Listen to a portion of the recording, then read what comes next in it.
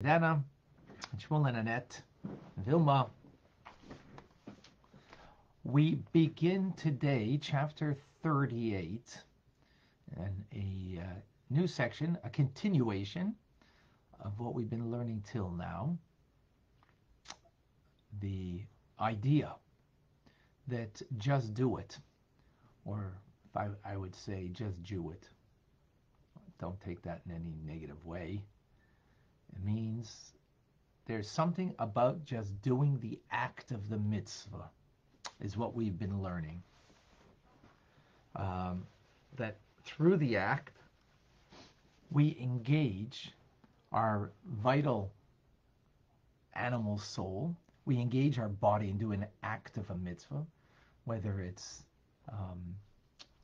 putting on tefillin, lighting Shabbos candles, whether it's words of prayer, as we're going to learn a little more in a moment. Whatever it might be, the action itself engages the vital soul, it engages the body, and then through that it's absorbed in the divine light of God, which is pretty much a phenomenal idea. It doesn't really exist anywhere, as we will contrast that with today's understanding. And we're talking about just the mechanical action. People think God is going to be found in the spiritual, and yeah, no doubt, there is that component. Again, we're going to speak about that today. But what we've learned till now is about the action. So in light of this, the Alter Rebbe continues in this chapter, which is actually in one word, kavanah, which is about intent, which is the other angle or the other part that's been missing till now. But based on what we've just learned, right, that the virtue of a mitzvah, of connecting to God, of bringing in the divine light into your life, is based on action, based on speech. Speech is considered like an action in the sense that when our speech and prayer is like a mini action, so to speak. We can now understand in Jewish law that it says that if you meditate upon a prayer and don't verbalize it, you've done nothing. I mean, I don't know if you've done nothing is not the right word, perhaps, but you haven't fulfilled the obligation of saying that prayer. So, for example, there's an obligation to say the prayer, the Shema, in the morning and in the afternoon. And if you have great concentration, great thought process about the Shema, the meaning of it, about the oneness of God, and you didn't verbalize it, you just thought it, and at length even, and fully, a full engagement, you have to go back and say the Shema and verbalize it, right? Same thing is if you're doing grace after meals, benching, Birchas Hamazon. If you did not verbalize it, or likewise even a prayer to eat something, imagine you're concentrating there. You think the whole point of the prayer is to be aware that this food that you're engaging in is got a divine spark in it, and that you're elevating it, and that you are, engaged in a manner that is making this material thing not just merely a material engagement, but there's something more divine to it. So again, very counterintuitive that if you just thought it very deeply but didn't express the prayer and then took the bite into the apple, well, you got to go back and verbalize the prayer, right? On the other hand, if you verbalize a prayer without the intent, without, you kind of did it out of rote, right? I mean, you have to have some kind of awareness that you actually said a blessing and, that you're saying something towards God. But you didn't really have great intent. You didn't have the mindfulness, the heart engaged, and so on. You fulfill the mitzvah. Right? That's the idea that verbalization is speech in the sense that it's like an action. It's a mini action, so to speak. Our sages declare. And it's acceptable. Now, how do we understand that? Well, based on everything that we've learned previously. The reason is because the soul, the divine soul, that is more connected to thought, it doesn't need fixing. It didn't come into this world for its own sake. It came into this world to help the vital soul, the animal soul, and the body that it needs fixing. It needs transformation. And how is that accomplished? By dealing with the body of something, not with the soul of it. Because you're dealing with a body, you're dealing with an animal soul, and therefore you need to use your body, so to speak, in doing the mitzvah, which the body of the mitzvah in this instance is articulation, verbalizing, which is considered like an action when it comes to prayer. And hence you're fixing the body and you're fixing the animal / vital soul through this, because you've engaged through articulation, verbalization, the body, right? Right now I'm speaking words of Torah, of the Tanya. I'm engaging my physical body because I'm verbalizing it, and verbalizing it means engagement of the physicality of my being, as opposed to, again, the soulfulness of my being. The soulfulness of my being, meaning my divine soul, it doesn't need the fixing. That would express itself in thought. It doesn't need fixing, but the body does. Therefore, do the body of the mitzvah, which is, again here in prayer, articulating, verbalizing, right? There's breath that comes out, there's air that comes out. So there's a real verbalization, or a real physical manifestation of this, right? Now with this, we can understand where we started in chapter 35, we bring to a completion the idea that we brought there, if you recall, from the basic verse that all 53 chapters of Tanya is founded on. One verse in Deuteronomy, that this thing, our relationship, our connection to God, our Judaism, our Torah mitzvahs, is very, very close to us. In your words, in your heart to do. And we were emphasizing here to do.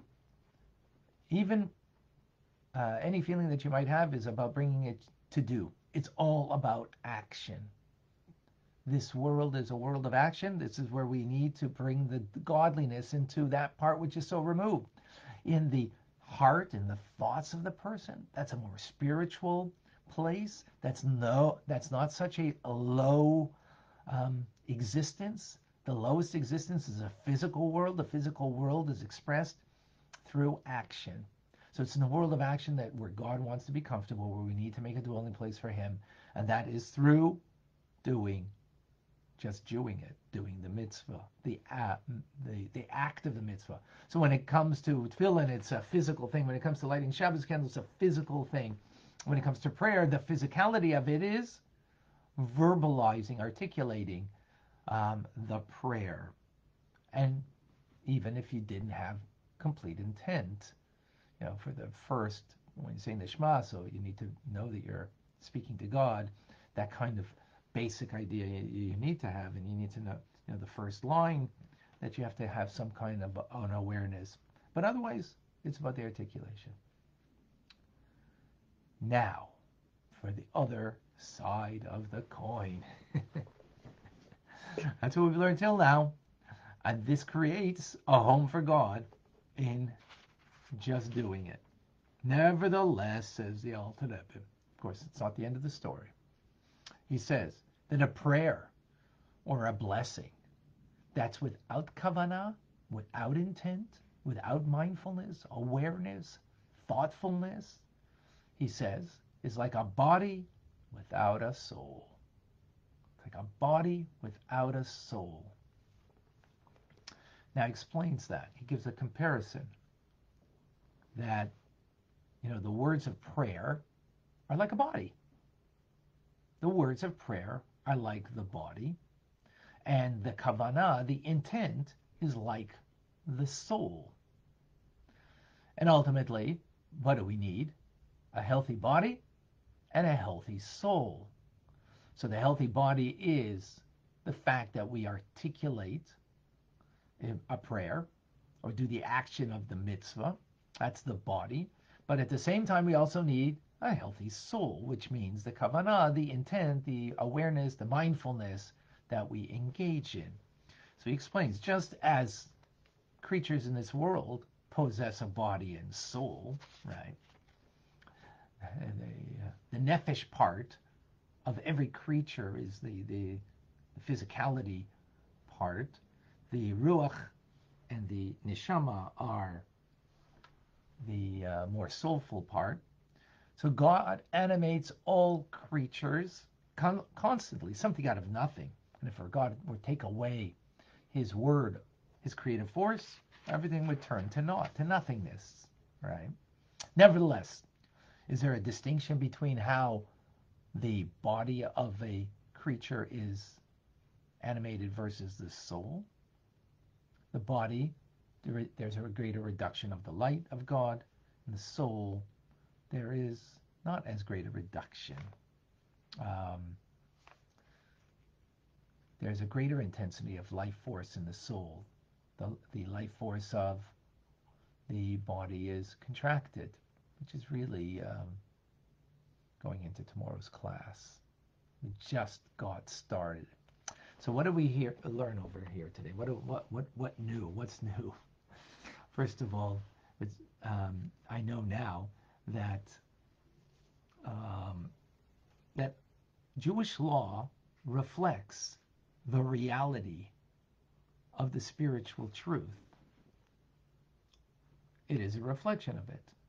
So when we learn Jewish law, we're really reflecting a higher order of of the divine worlds.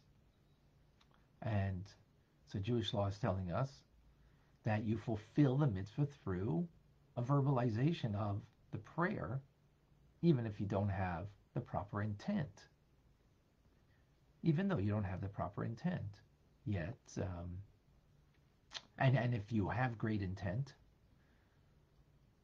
give you an example. Pesach is coming, and if you're sitting, in isolation, and for whatever reason you don't have matzah, but you have learned a lot about matzah. You've learned all the Jewish law about it. You've learned all the Talmudic reasoning behind it, and you've learned all of the mystical intentions behind matzah.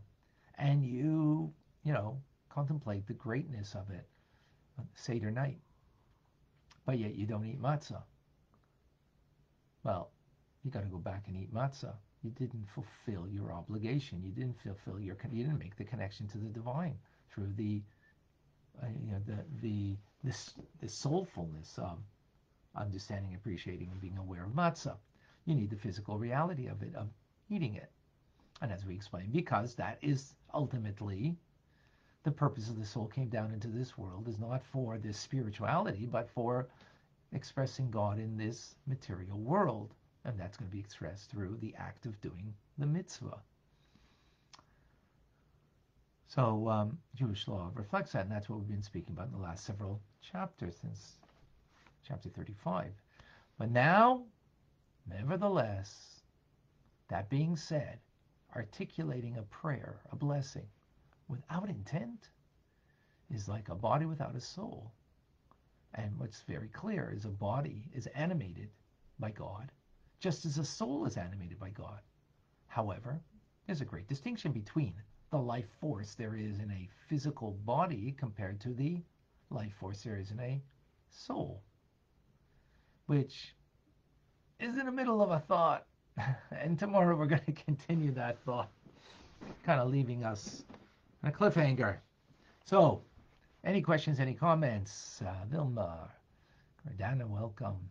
Shmuel, Peretz, Rabbi, Ariel, whoever would like to share with us something, please do. Question, comment. Go ahead, Vilma. So prayers, like any prayers, have to be verbalized, or are you talking about some specific like all the blessings? Like, what are you speaking of? So anything, excellent question. Actually, thank you for asking that. Um, in a sense, every prayer does, even if it's a personal prayer.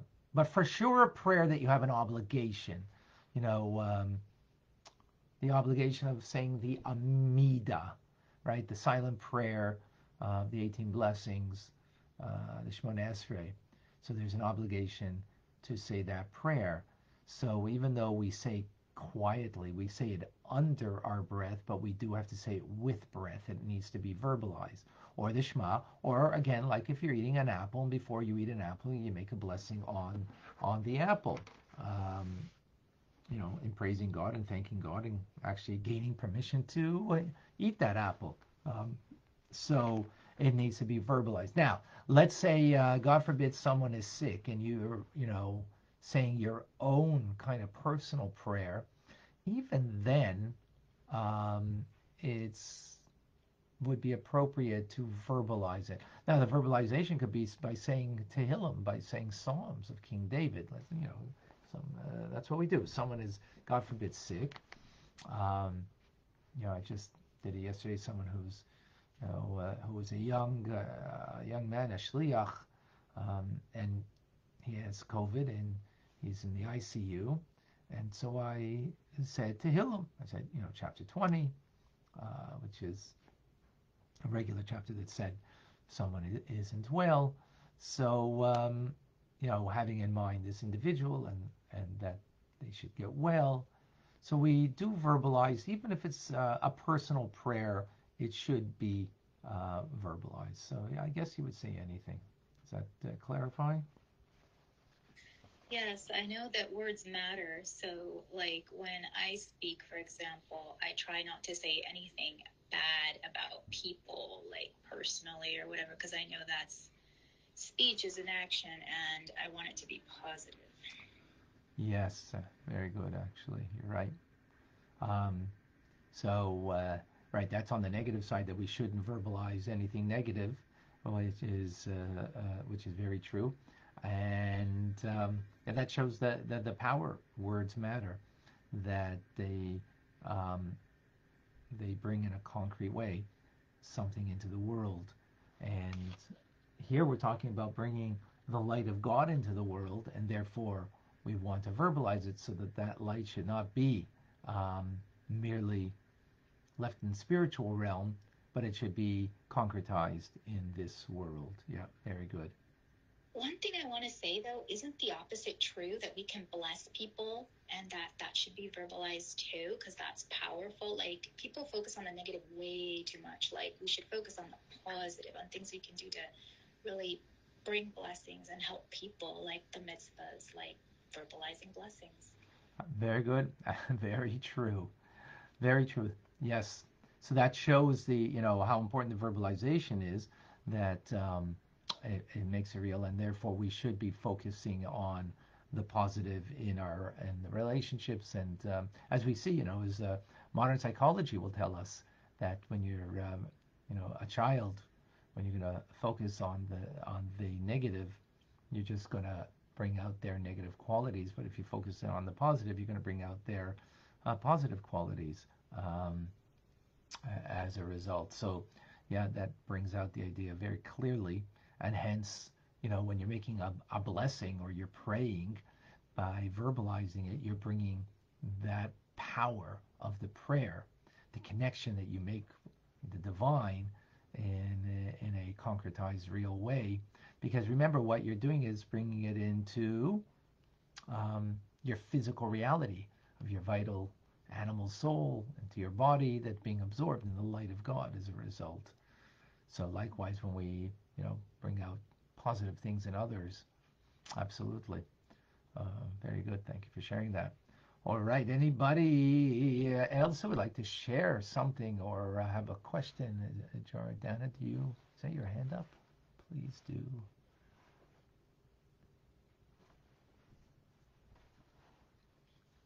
Hi, everyone. Thank you for bringing me up, Rabbi. I like this. I like the talk today that you gave, and I particularly like the connection between the intention, the kavanah, and also between the actions, because very often, it can all stay in the head, and then nothing is manifested really in the physical reality. And that is a sort of a good exercise to sort of in this reality to bring the thoughts that we have about other things as well as prayer into the manifestation, because we do live in a mahut way. So this is the very good thing that I enjoyed that particular part, and also the link with the Western psychology and the Western world, is the one that I live in. I just wanted to share my personal thing as well, because you can see my name under which I go, and then you can see my other name, and the other name is my Hebrew name, and Miriam. Miriam, that's right. Beautiful name. Yes. A little bit I know about Miriam. That is something. It's a long story why, apart from having a very great affinity and some great friends with the name of Miriam. But it's a long story. All I wanted to say is that the name that you see, in the name Gordana, is a Serbian name, and the origin of this name, the root word for this name is the first, 4 letters, and they mean pride. So like the proud one. So I don't have to tell you how negative connotation that had in my spiritual life. And after speaking to my spiritual teacher, and after then looking up what Miriam was about and reading more and getting into the whole, caboodle of the study, how important that was and how much my life has changed as a result. Both in, I do verbalize my prayers. I always, the first thing I do is Modani before I even, get out of bed. And then, of course, the Shema and the Ana Bekoach and, 18 blessings and all the things. I always, I have a very great, affinity with Hebrew letters and with the pronunciation as well. But on a personal level, I just thought I'd share, because it's an incredible change that, the pronunciation of my name by people in my community that now calls me, by my other name, how much it actually helps, which just links into this whole idea of verbalizing and talking about, I know you were talking about the prayer, but, this,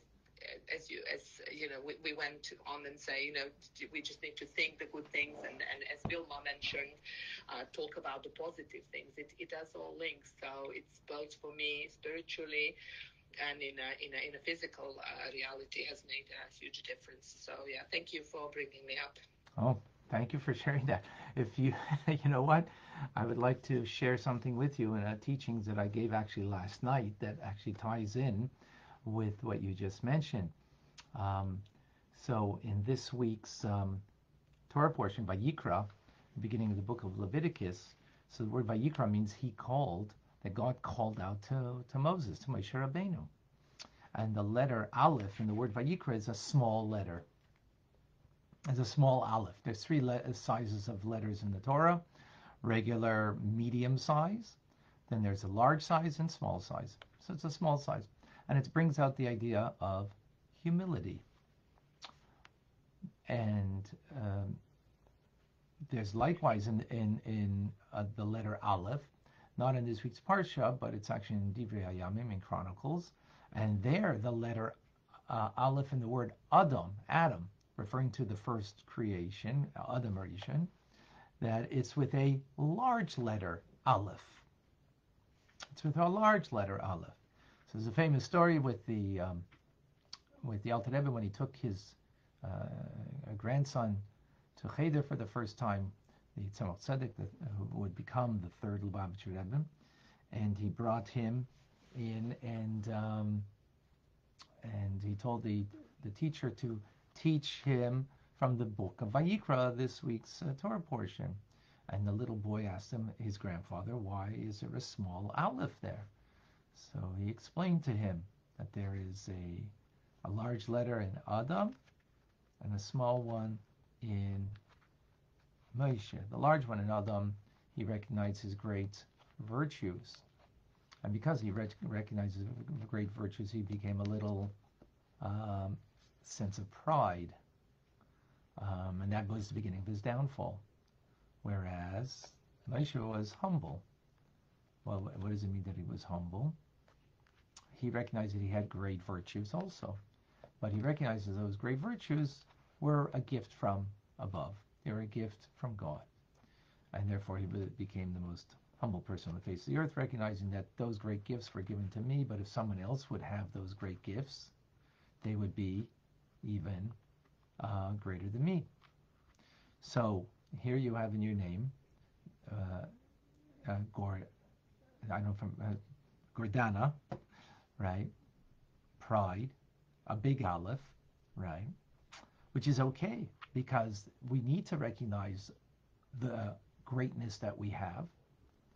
But at the same time, we have to recognize where that greatness comes. It comes from a higher place. It comes from it's not my self-importance, but it's the importance and greatness that God has put upon me or bestowed upon me. And that comes from the word Miriam. Then Miriam will bring you to humility, because Miriam means a brokenness in a sense, in a sense of humility. So here you have that it ultimately leads you to that sense of humility, of recognizing that yes, greatness you have, but it's bestowed upon me, and therefore there's a feeling that the greatness I have, I'm not using it out to the greatest potential that I could. So here you have in your two names, fits in with this week's Parsha. It's amazing. It's precisely for that reason, because my work is with other people. I work in health and care. I'm a Chinese medicine doctor, so I always knew what I do is that I just channel. I mean, I never took credit for what happens to the people that I work with to myself. Wow. But that always led me. I mean, my patients laugh. They say, "What do you say? You say we're paying you the money so you channel?" And I said, "Yeah, you do. You're paying it and doing all this work, so I'm a good vessel for you to get a clean thing from." And they laugh. I mean, obviously, I put it in a context of that they will understand, and not to lead them in a way that it might not be acceptable for them to, because I live in London, UK. My patients are business people and professionals. I can't necessarily talk about my spiritual work. I eventually always end up doing it, but in a different context. But I always knew that. But the name that I had, I just felt so uncomfortable. And this is a very recent thing. Very recent. I mean, a few weeks recent. But the build up to that has taken some time and some work. But it's precisely then. It's almost the other way around, because I already realized that. It's just that I needed a final, almost like a confirmation. And when I read, because I do reproductive medicine, and what was Miriam doing, we do know. I mean, I nearly fell off my chair when I looked into all these particulars and her association with water, and I'm a water sign, and all these kind of things. But it's incredible, and Baruch Hashem, I'm so pleased, and thank you for your connection with Vaikram. It's wonderful. Thank Beautiful. you so much. Amazing. There's only one God. There's only one Torah. There's only one, ultimate truth. And when we recognize that, then we can see the connections between everything. A connection with a name, a Serbian name, and then a Hebrew name. And we can see how everything is connected, because there's only a oneness of God, and it all is connected. So am I pronouncing Gordana? Pronounce that? Yes, that's it. Gordana. The G is like a G. Gordana. Gordana. Right. Okay. Or better yet, very, very common name in Serbia. And I start to wonder, why do we have so many problems in the country over the years? I mean, I don't know. I'm just joking now, but it's a very, very, very common name, and I was brought up to be very proud. with the best intentions, which leads to hell, as we know. Ah, Best intentions. what? But I mean, this is the thing. But it's just that comes the time in your life when you feel differently connected to the divine and to God and to the power of the Creator. So I'm no I'm no stranger to that. But it's now just being sort of the first time that it's manifesting in a real deal, like in a real name, where I put it in all my things, and people are looking and saying, "What on earth is this thing?" But my community knows, but my friends, but they think it's a fantastic thing because they say the change is almost unbelievable. So I guess it's all for the greater good. It's just to facilitate more of my work, that because Right. I already told you I had this calling, and I knew I was a channel. I always knew that all I do is a channel, and it's my responsibility to clean the vessel any which way I can to be a better channel for the others. So yeah. Very well said. The key to this is what you said, Miriam, if you don't mind me calling you. Miriam, by the way, is here with us on Clubhouse. For those who are on Facebook, the key is understanding that it's bestowed upon us. When we focus in, and this is where Adam knew his greatness. After all, he was created by God himself directly. And he recognized greatness, and we have to recognize greatness. But when we personalize it, and it's my greatness, right? And not denying that, yeah, we all have greatness. We all have something special and unique. That's what God created each and every one of us with a unique thumbprint, because we have a unique imprint to make into this world. That's a greatness that we all have, absolutely. But once I say it's my greatness, that's the beginning of a slippery slope where it's dangerous. When it is bestowed greatness, that God gave me these great things of my qualities, character, and even things in my life, that it's bestowed upon me, that's where the humility can enter. And that we can then be the channel, as you said, Miriam. We become the channel for using it in a divine way. Ultimately, though, having the humility that as much as I am a channel, if someone else had these qualities, they'd even be better than me. So that keeps us humble and keeps us, straight about it. Beautiful. Absolutely. Thank you so much. Yes, another important component of it, for sure, absolutely. We are not the only one. That's for sure.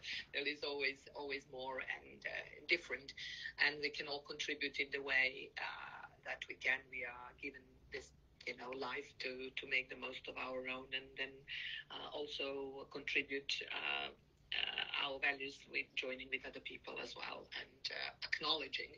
But for me, mainly acknowledging that it's not coming from me. It's all great. I know I am very good in my job. There's no doubt. It's good. But so I do recognize that component, and I do recognize that there are others might be completely the same or better or a lot better or different better or anything like that. So that component was okay. It's just that I needed an extra sort of push through.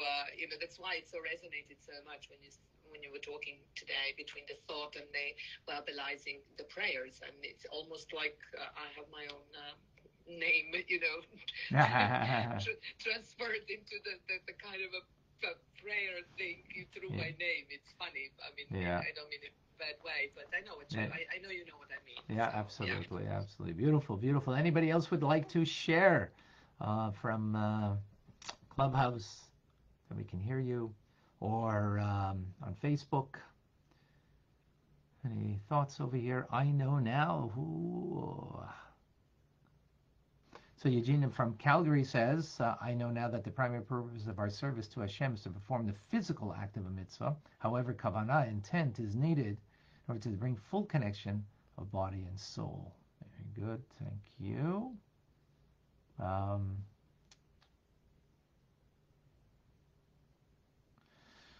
Denise is asking, is there times to verbalize more than other times?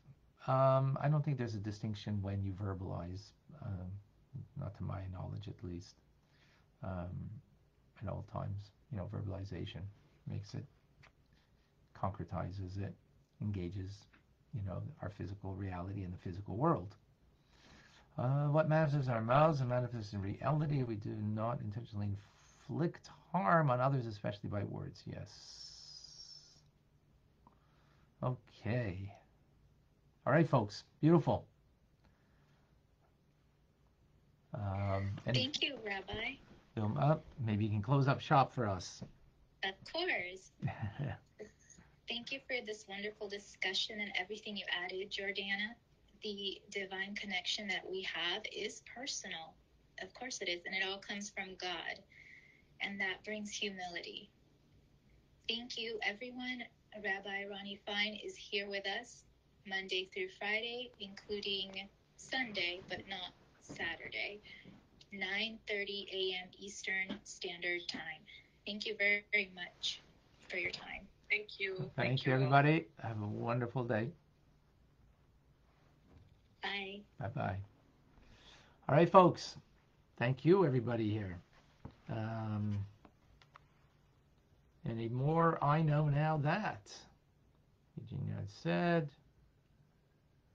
I know that there was someone, another thing here. Linda, I know now that closeness of God in our heart in doing an action, even if we don't have complete kavanah, we still fulfill the prayer through verbalization. However, if we don't have kavanah in prayer, we're not truly connecting body with soul. Right. All right, beautiful folks.